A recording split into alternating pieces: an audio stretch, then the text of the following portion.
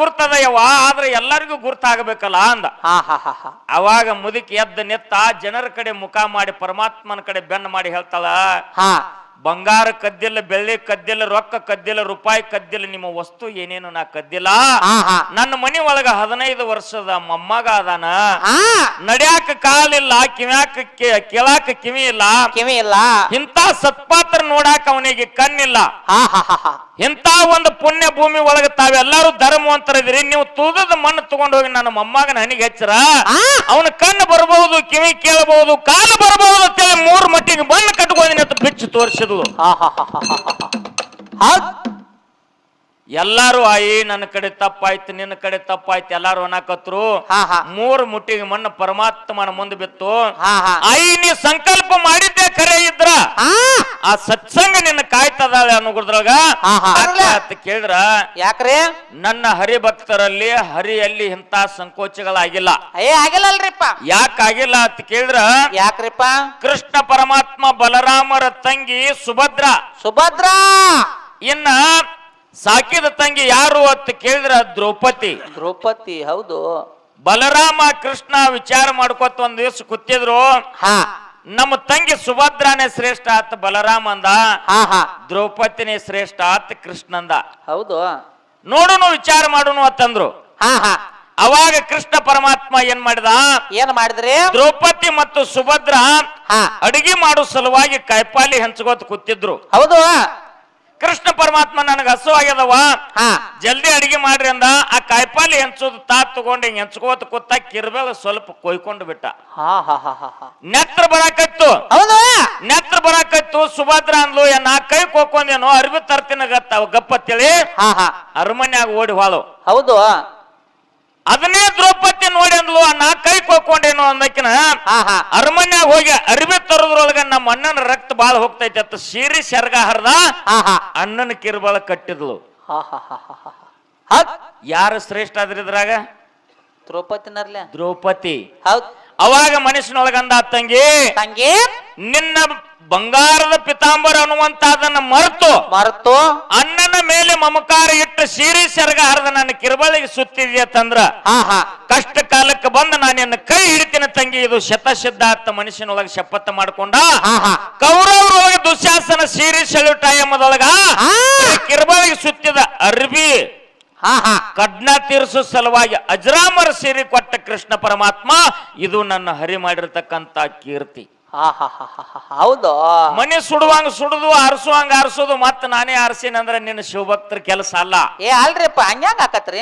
ಸಾಯಕ್ಕಿಂತ ಮೊದಲ ಜೀವದಾನ ಮಾಡ್ಬೇಕದನ್ನ. ಸಾಯಕ್ಕಿಂತ ಮೊದಲ ಮಾಡ್ಬೇಕಲ್ಲ. ಇಲ್ಲಿ ಸಾಯಾವದೇನೋ ಅಲ್ಲಿ ಹೋಗ್ಬಾರ್ದು ಹೇಳ್ಬೇಕು. ಹಂಗ್ಯಾಕ ಕೇಳ ನಿನ್ನ ಶರಣರೊಳಗ ಶಿವಭಕ್ತರೊಳಗ ಹೆಂಗಾಗ್ಯದ? ಗಂಗಯ್ಯಪ್ಪ, ಸದಾಶಿವಪ್ಪ, ಚಿಕ್ಕಯ್ಯಪ್ಪ 3 ಮಂದಿ ಇವರು ಸರಿ ಸಮಾನರು.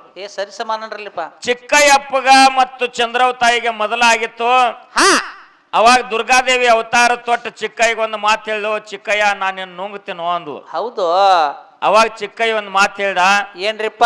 ನಾನು ನುಂಗಬೇಕಾದ್ರೆ ಕೆಲವೊಂದು ನೇಮದಾವ್ ಕೇಳ ನಾವು ಹೇಳಂದ್ಲು ಚಂದ್ರವತಾಯಿ. ಹೌದು. ಏನಿಲ್ಲ, ನನ್ನ ನೀ ಹಿಡಿದು ನುಂಗಬೇಕಾಗಿತ್ತಂದ್ರ ನೀ ಏನ್ ಮಾಡು, 7 ಊರು ಸೀಮೆ ಕೂಡಿರ್ಬೇಕು, ಸೂರ್ಯ ಅರ್ನಾಲಿಗೆ ಕಚ್ಚಿರ್ಬೇಕು, ಎತ್ತು ಉದಿನೂ ಅರ್ಧ ಇರಬಾರ್ದು, ಮುನಿಗೂ ಅರ್ಧ ಇರಬಾರ್ದು, ಸೂರ್ಯ ಅರ್ನಾಲಿಗೆ ಕಚ್ಚಿರ್ಬೇಕು. 7 ಊರು ಸೀಮ್ಯಾಗ ನಾನು ನಿನ್ನ ಕೈಯಾಗ ಸಿಗಬೇಕು, ಅವಾಗ ನೀ ನಾನು ನುಂಗಬೇಕು. ಇಟ್ಟೊಂದು ಮಾತು ಹೇಳ್ದ. ಆಯ್ತ ತಂದ್ಲು. ಇದನ್ನೇ ಕಾಯ್ಕೋತ ಕೂತಿದ್ಲು ಚಂದ್ರವತಾಯಿ. ಹೌದು. ಮುಂದೆ ಒಂದು ದಿವಸ ಅವತ್ತು ಕಾಲು ಕೂಡಿಬಿಟ್ಟು ಗಂಗೈ ಮುತ್ತಾಗಿದ್ದು ಗುರ್ತಾಯ್ತು. ಗುರ್ತಾಯ್ತಲ್ರಿಪ್ಪ. ಅವ ಹೇಳ್ದ, ಬಿಜಾಪುರ ನಾಡಿಗೆ ಮುಗಲಾಯಿ ನಾಡಿಗೆ ಕುದುರೆ ಹತ್ತಿ ಚಿಕ್ಕಯ್ಯಪ್ಪ ಹೊಂಟಿದ್ದ. ಗಂಗಯ್ಯಪ್ಪಗೆ ಅದು ತಿಳಿತು.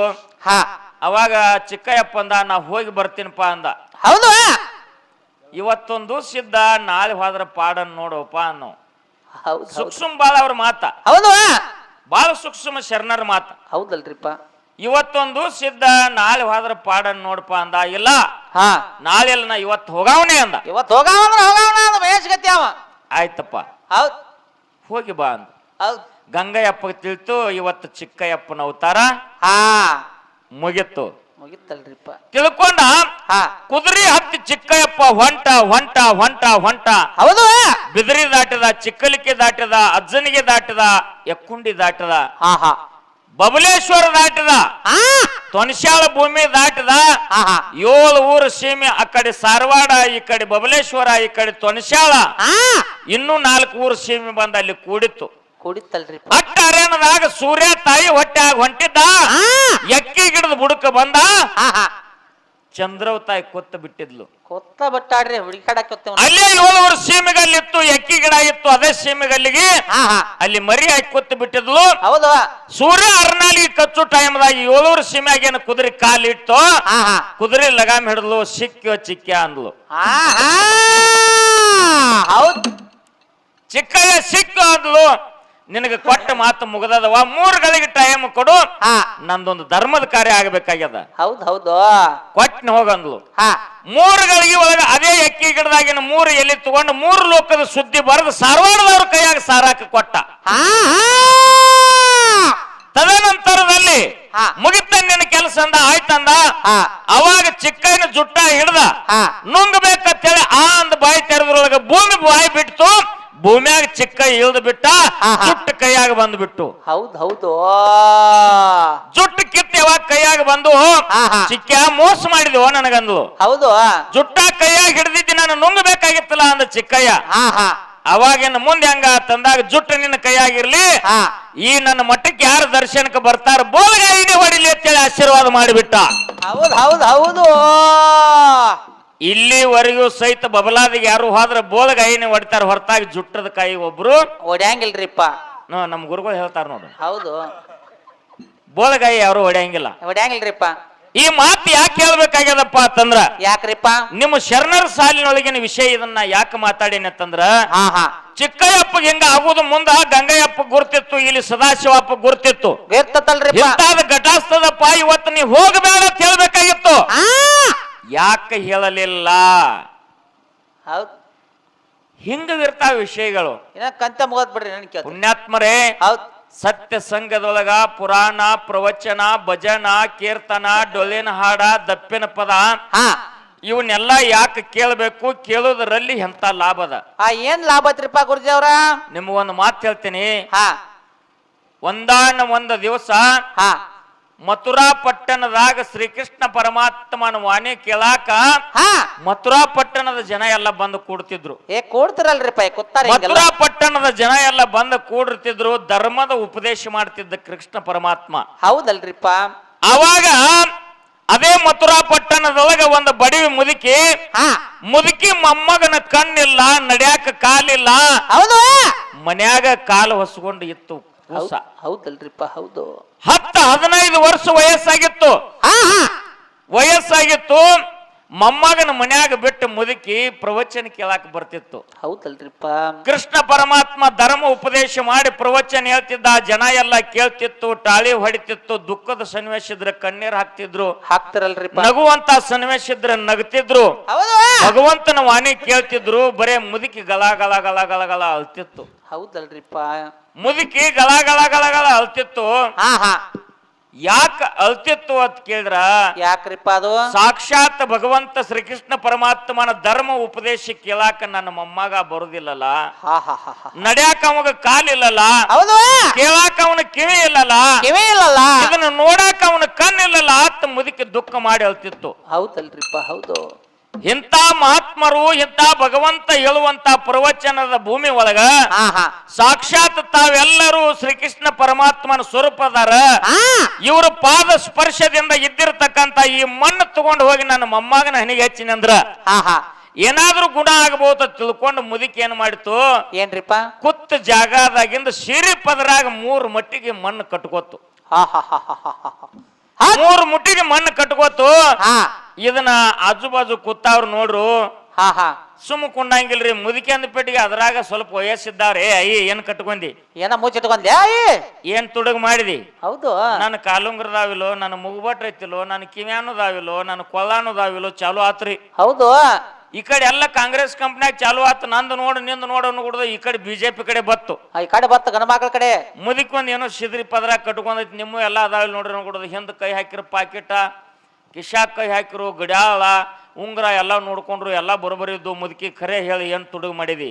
ಏನ ಕಟ್ಕೊಂಡೈತಿ ಸಿರಿ ಪದ್ರಾಗ? ಮುದುಕಿ ಕಾಡಾಕತ್ರು, ಮುದುಕಿಗೆ ಬೇಯಾಕತ್ರು. ಈ ಸುದ್ದಿ ಕೃಷ್ಣ ಪರಮಾತ್ಮಗ ಹೋಗಿ ಮುಟ್ಸಿದ್ರು. ಹೌದಲ್ರಿಪ್ಪ. ಹೇ ಭಗವಂತ, ಭಗವಂತ ಮುದುಕಿ ಸಿರಿಪದ್ರಾಗ ಏನೋ ಕಟ್ಕೊಂಡೈತಿ, ಏನಂದ್ರ ಹೇಳವಾತು. ಹಾ ಆ ಮುದುಕಿಗೆ ಏನೈತಿ ಕೇಳ್ರಿ. ಹೌದು. ಅವಾಗ ಆ ಮುದುಕಿಗೆ ಕರೆದ ಪರಮಾತ್ಮ ಕೇಳ್ತಾನ. ಏನಂತ ಕೇಳ್ತಾರಿಪ್ಪ? ಏನಂತ ಕೇಳ್ತಾನ, ಆಯಿ ಹಾ ಇಲ್ಲಿ ಎದ್ದು ಬಾ ಅಂದ್ರ. ಹೌದು. ಮುದುಕಿ ಎದ್ದು ಬತ್ತು. ಹೌದು. ಸಿರಿಪದ್ರಾಗ ಏನು ಕಟ್ಟಿದಿ ಖರೆ ಹೇಳು. ಹೌದು. ಮತ್ತ ಅವಾಗಿಂದ ನೀ ಯಾಕೆ ಕಲಾಕತ್ತಿದಿ, ಇದು ಎರಡನೇ ಮಾತು ಹೇಳು ಅಂದ ಪರಮಾತ್ಮ. ಹೌದಲ್ರಿಪ್ಪ. ಯಪ್ಪ, ಹಾ ನೀ ಕಣ್ಣಿ ನಾವು ಹಾ ನಿನಗ ಗುರ್ತಿರ್ಲಾರ್ದ ಏನೈತಿ? ಏನೈತಿ? ಎಲ್ಲಾ ನಿನಗ ಗುರ್ತಿದ್ದದ ಐತಿಪ್ಪ. ನಾ ಏನಂತ ಅದ ಮಾಡೀನಿ? ಹಾ ಹಾ ಯವ್ವಾ, ನೀ ಮಾಡಿದ್ದ ನನಗ ಗುರ್ತದ, ಹಾ ಅವ್ರಿಗಿದು ಗುರ್ತಾಗ್ಬೇಕಾಗ್ಯದ. ಜನರಿಗೆ ಗುರ್ತಾಗಬೇಕಾಗದ. ಅವ್ರಿಗೆ ಗುರ್ತಾಗ್ಬೇಕಾಗ್ಯದ. ಹೌದು. ಜನರಿಗೆ ಗುರ್ತು ಮಾಡೋ ಸಂಬಂಧ ನನ್ನ ಮಡದಿ ಪತಿವರ್ತ ಅನ್ನೋದು ರಾಮಗ ಗುರ್ತಿತ್ತು. ಹೌದು. ಖರೆ ನಾನು ಎಂತ ಪತಿವರ್ತ ಅನ್ನುವಂಥದ್ದು ಗುರ್ತ ಜನರಿಗೆ ಮಾಡೋ ಸಂಬಂಧ ಅಗ್ನಿ ಪರೀಕ್ಷೆ ಮಾಡಿದ ರಾಮ ಸೀತಾಗ. ಹೌದಲ್ರಿಪ್ಪ. ಹೌದು.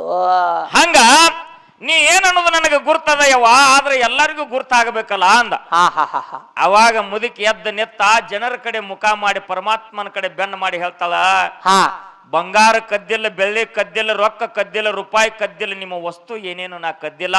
ಹಾ ಹಾ ನನ್ನ ಮನಿ ಒಳಗ 15 ವರ್ಷದ ಮೊಮ್ಮಗ ಅದಾನ.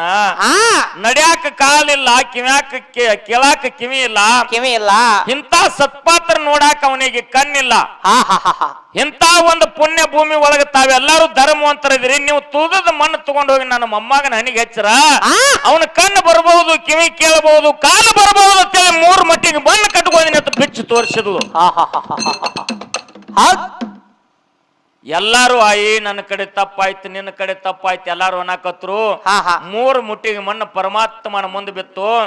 ಆಯಿ ನೀ ಸಂಕಲ್ಪ ಮಾಡಿದ್ದೆ ಖರೆ ಇದ್ರ ಆ ಸತ್ಸಂಗ ನಿನ್ನ ಕಾಯ್ತದಾಳೆ ಅನ್ನೋದ್ರೊಳಗ ಈ ಬಾಯಾನ ಮಾತ್ ಬಾಯಾಗ ಕೃಷ್ಣ ಪರಮಾತ್ಮನ ಬರೋದ್ರೊಳಗ ಮನಿ ಒಳಗಿದ್ದಿರ್ತಕ್ಕಂತ 15 ವರ್ಷದ ಬಾಲಕ ನಡ್ಕೋತ ಬಂದ ಪರಮಾತ್ಮನ ಮುಂದಿತ್ತ. ಹೌದ್ ಹೌದ್ ಹೌದ್ರಿಪ್ಪ. ಹೌದು. ನಡ್ಕೋತ ಬಂದ ನಿತ್ತ. ತಮ್ಮನಿ ಯಾರು ಅಂತಂದಾಗ ಈ ಆಯಿ ಮೊಮ್ಮಗಾರಿ ನಾ ಅಂದಾಗ ಮುದುಕಿ ಗಳಗಳ ಆಳಕತ್ತು. ಯಪ್ಪ ಯಪ್ಪ, ನೀ ತುಳಿದಂತ ಈ ಪುಣ್ಯ ಭೂಮಿ ಮಣ್ಣಿನ ಋಣ, ಮಣ್ಣು ತಗೊಂಡು ಹೋಗ್ಬೇಕಂತ ನಾ ಆಸೆ ಮಾಡಿನಲ್ಲೋ ತಂದೆ. ತಂದೆ, ಮಣ್ಣು ಒಯ್ಲಾರ್ದ ನನ್ನ ಮಗನಿಗೆ ನಡ್ಯಾಕ ಕಾಲು ಬಂದಾವ್, ಕೇಳಾಕ ಕಿವಿ ಬಂದಾವ್, ನೋಡಾಕ ಕಣ್ಣು ಬಂದಾವ್, ಇನ್ನೇನು ಫಲ ನನಗೆ ಬೇಕು? ಇನ್ನೆಂತ ಫಲ ನನಗೆ ಬೇಕಪ್ಪ? ಹೌದು. 3 ತಿಂಗಳ ಪರ್ಯಂತರವಾಗಿ ಸತ್ಸಂಗದೊಳಗ ಧರ್ಮ ಉಪದೇಶ ಕೇಳಿನಿ, ಪ್ರವಚನ ಕೇಳಿನಿ, ನನ್ನ ಜನ್ಮ ಪಾವನ ಆಗ್ಯದ, ನನ್ನ ಜನ್ಮ ಪವಿತ್ರ ಆಗ್ಯದ, ಪವಿತ್ರ ಆಗ್ಯದ. ಎಲ್ಲಿ ಹೋದ್ರೆ ನನ್ನ ಮೊಮ್ಮಗಂದ ಈ ಕಾಯಿಲೆ ಗುಣ ಆಗಿದ್ದಿಲ್ಲ, ನಿನ್ನ ಹಸ್ತದಿಂದ ಇದು ನಿವಾರಣೆ ಆಯ್ತು ತಂದೆ. ಪರಮಾತ್ಮ ನೀ ಇದ್ದದ್ದೇ ಖರೆ ಅಂತೇಳಿ ಆಯಿ ಮೊಮ್ಮಗ ಪರಮಾತ್ಮನ ಪಾದಿಗೆ ನಮಸ್ಕಾರ ಮಾಡಿದ್ರು ಅಂತೇಳಿ ಅದು ಹರಿಕಥಾ ಭಾಗದೊಳಗೆ ಬರ್ತದ. ಹೌದಲ್ರಿಪ್ಪ. ಹೌದು ಅನ್ನುವಂತ ಮಾತನ್ನ ಹೇಳಿ ಈ ಕ್ಯಾಲಿ ಮುಗಿಗುಡ್ದ ಇನ್ನು ಮಾತಾಡೋದೈತಿ. ತಾವೆಲ್ಲರೂ ಶಾಂತ ರೀತಿಯಿಂದ ಕುಂತು ಕೇಳ್ಬೇಕಂತ ತಮ್ಮೆಲ್ಲರಿಗೂ ಶರಣು ಶರಣಾರ್ಥಿ, ಶರಣು ಶರಣಾರ್ಥಿಗಳು. ಪ್ರಗತಿಪರ ರೈತರಾಗಿರ್ತಕ್ಕಂಥವ್ರು ನಮ್ಮ ಚೆನ್ನಪ್ಪಣ್ಣ ಹಳ್ಳಿಮಟ್ಟಿ ಅವರು ಆತ್ಮೀಯ ಹಿರಿಯರು 51 ರೂಪಾಯಿ ಕಲಾ ಕಾಣಿಕೆಯನ್ನು ಕೊಟ್ಟಿದ್ದಾರೆ. ರಾಯಹೊನ್ನೂರು ಸಿದ್ಧ ಮುತ್ಯ ಮಾಳಿಂಗರಾಯ, ಜಗದ್ಗುರು ರೇವಣ ಸಿದ್ದೇಶ್ವರ, ಕಿಳಿಗಾಯಿ ಬಸವೇಶ್ವರ, ಮಾಚುಕನೂರು ಬಸವೇಶ್ವರ ಆಯುಷ್ ಆರೋಗ್ಯ ಶ್ರೀ ಸಂಪತ್ತು ಕೊಟ್ಟು ಕಾಪಾಡಲಿ ಅಂತ ಸಂಘದ ವತಿಯಿಂದ ಬೇಡಿಕೊಂಡು 51 ರೂಪಾಯಿ ಕಲಾ ಕಾಣಿಕೆಯನ್ನು ಸ್ವೀಕಾರ ಮಾಡ್ತಾ ಇದ್ದೀವಿ. ಅದೇ ಪ್ರಕಾರ ಆತ್ಮೀಯ ಹಿರಿಯರು ನಮ್ಮ ಹಲ್ಲೂರು ಗ್ರಾಮದ ಪ್ರಗತಿಪರ ರೈತರಾಗಿರ್ತಕ್ಕಂಥವ್ರು, ಆತ್ಮೀಯ ಸ್ನೇಹಿತರು ನಮ್ಮ ಲಕ್ಷ್ಮಣಣ್ಣ ಬರ್ಮ